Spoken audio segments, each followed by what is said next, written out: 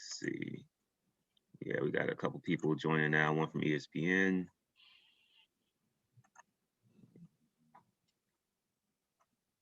And I think we can go ahead and begin, Solo, if you are ready. And the first question today will come from Allison Mastrangelo. Hey, Solo, what is the key for you guys just be able to close it out in New York at MSG tonight? I think we have to just accept the atmosphere. For a lot of guys on our team, this is probably going to be one of the most exciting crowds that you play the game of basketball in front of, and just continue to do the things that we've done before. Take care of the ball, protect the paint, rebound, and execute on offense. I think when we drive and kick, we make the extra play. Guys are hot. Guys get themselves going. I think when we get a little antsy, we come down, we take the first shot that's available or a quick shot. We only feed their fire. We get them out in transition, we get them out on break, and they can get that crowd going. So we just have to execute on offense, be really solid on defense, and rebound the basketball. As someone that's only kind of reported ever in an environment like that, how do you block out the noise and the crowd noise, especially like pretty much all the season? You haven't had any of that. Yeah, for sure. You just trust your work. I think the collection of guys that we've had on this team have played in environments like that. So it should be something that they're kind of used to, especially in that college atmosphere.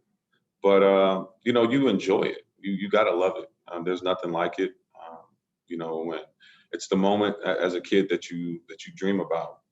You don't think about playing in a half empty crowd or a couple people there. You want the stands to be filled to the brim. You want the energy and excitement to be going crazy, and that's going to be the feeling tonight, as it should, and as it always is in playoff basketball for New York, and we look forward to it. Justin Felder. Hey, man, Randall had that hard foul on Gallinari at the end of the game. Do you expect the Knicks to kind of come out and, I don't know, send a message, amp up the physicality in this one? Most definitely. That's been the case since we got game one. It's just been we've just gone up, every game, respectfully so. Talking about a team that was leading the league in defense. You're talking about a Tibbs team. You're talking about a team that has D Rose and Taj Gibson. So they're creating a DNA and a culture over there, and you can only respect that, as they should. It allowed them to get to the 4 seed when a lot of people did doubt their ability to win. And so, yeah, we do think that's going to be something that comes out tonight. If you look at the refs that we have available for tonight's game, you talk about Kane and his ability to give you a quick text. He's giving more text than anybody in these playoff games. And so I think the league is doing their due diligence with that as well. And we have to respect the way that they want to play the game of basketball, and we have to go out there and execute and do the things that have made us successful in the basketball court. And I'm just judging, Hawks fan reaction based on what I was seeing from them on social media. But it seemed like a lot of people loved what Clint said yesterday. I mean, we hear so much take it one game at a time, stuff like that. What was your reaction to Clint kind of pulling no punches yesterday and saying you guys the plan to send him on vacation? We're always going to have our guys back regardless of whatever said. He's a competitor just like anybody else. His comments it's the same thing as, when we look at how they want to play the game. You get competitive in this game, get competitive in the series. And that's it's a part of the game. It's a part of the nature, and he was just talking basketball, honestly. And he has belief. We don't tell our fans to believe if we don't believe ourselves. So we just want to go out there and have his back and try to take care of business tonight. As much as we talk about one game at a time, we look at this as an opportunity to put this away, and we want to go out there from start to finish and execute and try to get it done. Any final questions for Solo? There are currently no hands raised.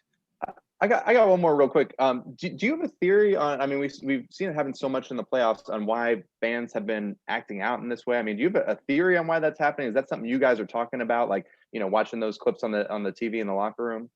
I mean, we've seen it since COVID and quarantine. People acting out. I don't know if it's a sense of entitlement, but yeah, when you can't conform to just being a good person, or, you know, being somebody that, instead of being thankful that basketball and entertainment and different venues are back, you know, you show your immaturity, not being able to handle yourself when it's open. And you don't want to see that. You definitely don't want to see that. That has been something that's been going on for a while now.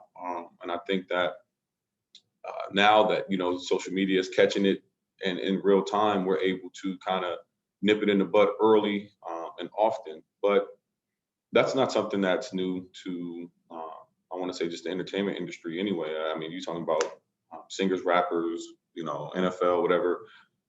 We've been subjected to that, and that's a part of that kind of like, you know, we want to do our craft, but we don't want to feel like we're just there for the show. You know, we're not the circus.